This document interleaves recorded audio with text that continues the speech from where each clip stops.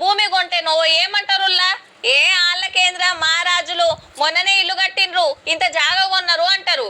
అంటే చెమట తీసేది నాయనైనా ఇల్లు జాగల కాడికి వచ్చే వరకు ఇంటోళ్ళందరు పొత్తులు అవుతాయి.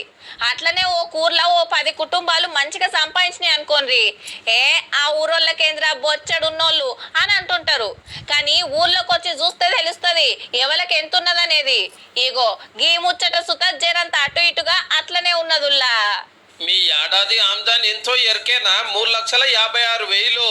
ఇంట్లో నలుగురుంటే 14 లక్షలు సంపాదిస్తున్నట్టు. నెలకు తీసుకుంటే 1,20,000. చెల్ కూలి నెల వేసుకొని బతికేటోళ్ళము లక్షలకు లక్షలు మాకేడికెళ్ళి వస్తాయి అంటారా? మన గవర్నమెంట్ల లెక్కలు గట్లనే ఉంటాయి. తెలంగాణ తలసరి ఆమ్దాని మస్తు పెరుగుతున్నదని ఈడ మనోళ్ళు ఢిల్లీలో వాళ్ళు స్పీచ్లు దంచుతున్నారు ఏళ్ళకెళ్ళి.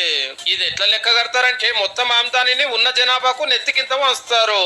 అంటే సాఫ్ట్వేర్ జాబ్ చేసినా సాంచల మీద పని చేసిన, పెద్ద పెద్ద బిజినెస్ చేస్తున్నా, రోడ్ల మీద దందా చేస్తున్నా, షాపింగ్ మాల్ పెట్టినా, అరెక్ మాల్ అమ్ముతున్నా, హోటల్ నడిపిస్తున్నా, ఫుడ్ డెలివరీ చేస్తున్నా, రాజకీయ నాయకుడైనా రైతు అయినా, హైదరాబాద్ లో కోట్లు కమాయించేటోళ్లను, ఆదిలాబాద్ లో గూడెంలు ఉన్నోళ్లను, అద్దాల మేడలు ఉండేటోళ్ళు, గుడిసెల బతికేటోళ్ళు, గాలి మోటార్లో తిరిగేటోళ్ళు, ఆర్టీసీ బస్సులో పోతోళ్ళు అందరిని ఒక తీరునే చూస్తారు.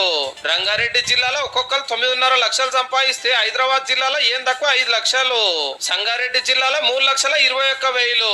24 జిల్లాలలో 2.5 లక్షల లోపే ఆమ్దాన్ ఉంటే 8 జిల్లాలలో అయితే ఆ 2 లక్షలు వచ్చుడు కూడా కష్టమే ఉంది. పట్నంలో 1000 మంది కన్నా 20 లక్షల కోట్ల ఆస్తులు ఉంటే ఇవి తెలంగాణలో ఉన్న ప్రతి ఒక్కరికి వంచి చూపిస్తారు కాయిదాల మీద. దివి మందుల కంపెనీలో ఉన్నారు మురళీ సార్ 76,000 కోట్లు, మెగా కంపెనీ మామ అల్లుండ్లు పిచ్చిరెడ్డి కృష్ణారెడ్డిలకు 1,07,000 కోట్లు, 80 మందుల కంపెనీ పార్థసారథి రెడ్డి గారు 29,000 కోట్లతో